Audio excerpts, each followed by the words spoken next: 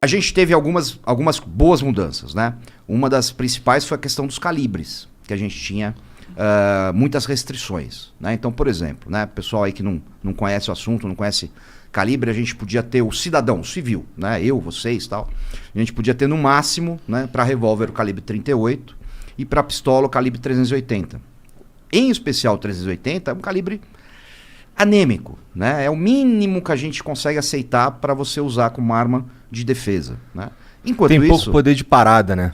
poder de parada não existe. A gente pode até... Ah, é? É. Porra, que o nego que foi no quartel falava isso direto. Direto. Nem uma Magnum? Não existe poder. Poder de parada é um mito. Entendi. Pelo seguinte, né?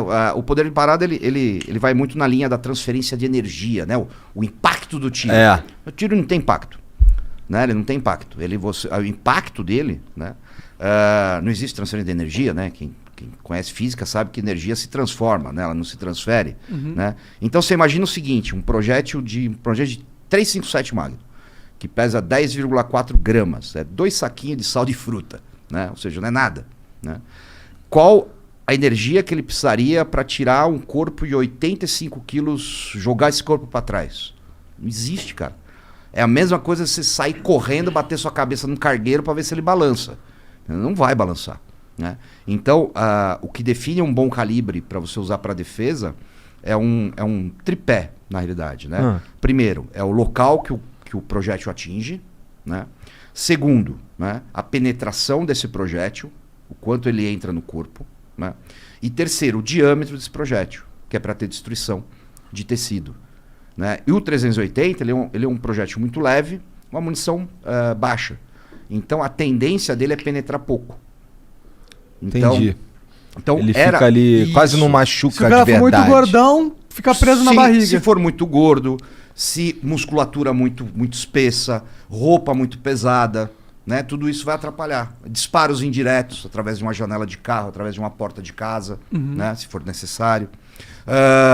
E aí, o que acontecia, né? A gente tinha essas restrições, e os bons calibres de defesa, que são utilizados no mundo inteiro, eram restritos a policiais, militares, que é o 9mm, o 40, o 45, o 357, né? E aí se liberou esses calibres, né? Então hoje qualquer cidadão pode ter um 9mm, uma pistola 9mm, pode ter uma 45, pode ter uma 40, pode ter um 357. Isso é ótimo. Por quê? Porque não é um calibre que mata mais, como algumas pessoas gostam de imaginar, né? É um calibre mais efetivo para você tirar um agressor de combate. Porque assim, se eu tiver que usar a minha arma, né, é porque minha vida depende disso, né? Se minha vida depende disso, quanto mais rápido esse agressor cessar a agressão dele, parar a agressão dele, mais chance eu tenho de sobreviver. Então esses calibres mais efetivos são necessários. Isso foi uma mudança muito boa mesmo, né? E tivemos algumas outras, né? Como por exemplo a questão da efetiva necessidade. Uma forma meio macarrônica, mas o que é efetiva necessidade? Efetiva necessidade é o seguinte: quando você vai lá comprar uma arma, então as regras continuam as mesmas, né? Você tem que ter no mínimo 25 anos, não pode estar sofrendo nenhum tipo de processo criminal, não pode ter nenhum tipo de passagem na polícia, etc. Você tem que fazer um teste prático de tiro para comprovar que você sabe usar essa arma minimamente. Você tem que ter um teste psicológico, né, para comprovar que você, né, tem capacidade psicológica para ter uma arma. Até aí tudo bem para você? Até aí, em termos, pelo seguinte, né? Então assim, esse tipo de restrição, ela passa muito um ar de responsabilidade, né? Mas na prática a gente vê que ela tem muito pouco peso. Então, por exemplo, o teste psicológico. O teste psicológico, ele vale para aquele momento. Ele atesta que naquele momento você está apto. Talvez na próxima semana você não esteja. Talvez um dia depois você teve um surto. Se o cara for um psicopata, ele não pega. Entendeu? Então é muito mais para dar uma tranquilidade do que para ser efetivo. Né? Tanto é que até 2003 não tinha nada disso, né? Mas tudo bem, mas vamos imaginar que ficou por isso mesmo, pelo menos você consegue. Né? São barreiras que você consegue vencer, vai sair mais caro, exclui muita gente mais pobre. Isso é um problema da nossa legislação muito grave, né? Porque assim, os mais pobres e que normalmente têm menos acesso à segurança pública, né, são os que não vão conseguir comprar uma arma legalizada. Sim. O imposto tá muito alto. O imposto é mais de 75%. Entendi. Caralho. É muito louco. Assim. É proibitivo. É mais que cerveja, é mais que cigarro, é mais que tudo. Né? É proibitivo. E esse tipo de proibição, ela é muito cruel, né? Porque assim, você exclui pelo poder aquisitivo da pessoa. Sim. Não pela índole da pessoa. Não pela capacidade, não pelo bom uso. E você incentiva o mercado negro também. Claro, lógico. Né? Pô, então se você é pobre, o cara é pobre, então é melhor ele não ter arma, porque pobre comete crime. É um elitismo, é uma lei com uma carregada de elitismo. Sim, né? é elitista. Totalmente. Totalmente. E aí, depois de tudo isso vencido, você ainda tinha que apresentar lá uma declaração de efetiva necessidade. Ou seja, você tinha que escrever lá para o delegado da Polícia Federal por que você tinha que ter uma arma na sua casa. Só que isso é extremamente subjetivo. Tá. Você concorda? Não tem categorias. Não Você tem nada. meio que escreve lá e... Você escreve e fala assim, poxa... Tomara que o delegado curta. É isso aí, né? Pô, tá tendo muito assalto no meu bairro. Eu vi uma negativa, né? Onde a pessoa colocou essa justificativa. Falou, já tive 3 casas já foram roubadas na minha rua e a gente tá com medo e eu quero ter uma arma para me defender. E a negativa do delegado negou, falou assim, não, negado o pedido porque vão roubar sua arma. Ué? Caralho. Aí caralho. Sério? Isso. Olha que loucura. Você entendeu? O que era a justificativa mais plausível do mundo, né? De, porra, eu vou ser assaltado, né? Virou contra ele. Não, você não pode ter uma arma porque você vai ser assaltado. Mas se eu não fosse assaltado, eu não precisava ter arma. Óbvio. Né? Olha que loucura. Esse é um pouquinho E é o engraçado. entendimento da justiça que o bandido, ele é muito superior ao cidadão. Tipo, sim, ele nasce sabendo usar uma arma. É impressionante. Não, ele entra na casa com um time tático, apoio. Só ele é bom, entendeu? Ele aparece no meio da sala, né? Uf, aparece. Poderes mágicos. Poderes mágicos. Ele aparece no quarto, vai ser sempre surpreendido. Né? Essa maluquice toda. Que, aliás, é uma coisa que eu trato bastante no meu curso de defesa residencial, né? Eu tenho... Depois que eu tive no podcast, lá no Flow em Curitiba, né? Eu criei um curso só para isso, né? Porque assim... Eu via, isso é uma coisa muito alarmante, assim, se você fizer uma pesquisa, né, e perguntar para as pessoas assim, pô, você se sente seguro dentro da sua casa? 90% vai dizer que não.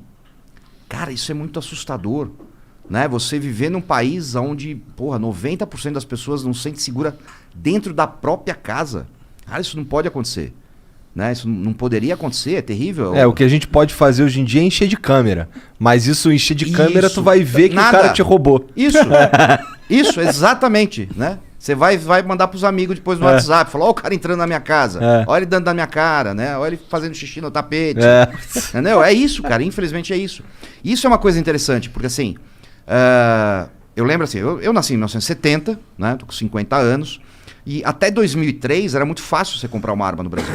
Né? Em 1991, quando eu fiz 21 anos, eu comprei minha primeira arma. Né? Eu apresentei 3 documentos. Né? Eu apresentei um atestado de antecedente emitido pela Polícia Civil aqui de São Paulo, um olerite, né? O comprovante de renda lícita. Lá no Rio a gente chama de contra-cheque. Contra-cheque, exatamente, o contra-cheque. E um comprovante de residência, mais nada.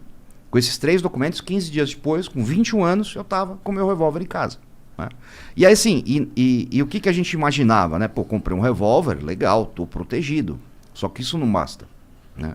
Aí chega 2003, fica muito difícil você comprar uma arma, né? Fica burocrático, fica politicamente incorreto, né? Aquela demonização, porque, porra, até, imagina, década de 70, década de 80, década de 90, cara, quase todo mundo que eu conheço tinha arma em casa, né? Todo tio tinha uma arma, todo vô tinha uma arma no sítio, né? Ninguém se espantava, ninguém ficava com medinho, né? Ai, uma arma. Mas isso não acontecia. Né? Mas, rapidão, em 2003, quando alterou, eles brigaram com quem já tinha arma também? Ou os caras que já tinham arma? Não, então. Aí eles lançaram um negócio que era o recadastramento. Né? Então você tinha uma arma, você comprou legalmente, certinho. Aí você tinha que fazer o recadastramento dessa arma, passar por todo esse trâmite burocrático a cada 3 anos. Eita. E aí o que aconteceu? 7 milhões de pessoas de armas foram jogadas na ilegalidade. Porque ninguém fez, cara. Ninguém fez, era caro, era burocrático. E a gente sabe que boa parcela dessas pessoas não fizeram por desconfiança do governo. Entendeu? O brasileiro, via de regra, ele não confia no governo. Né? E ninguém tem que confiar mesmo. Né? Isso é uma regra que eu levo pra vida, assim, ó. Se é governo, não é confiável. Ponto. Porque é governo. Sim, não importa quem seja. Não importa quem seja.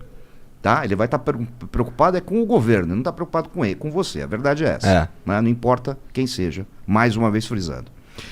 E aí, em 2003, vira tudo isso, essa dificuldade, não sei o quê, papapá.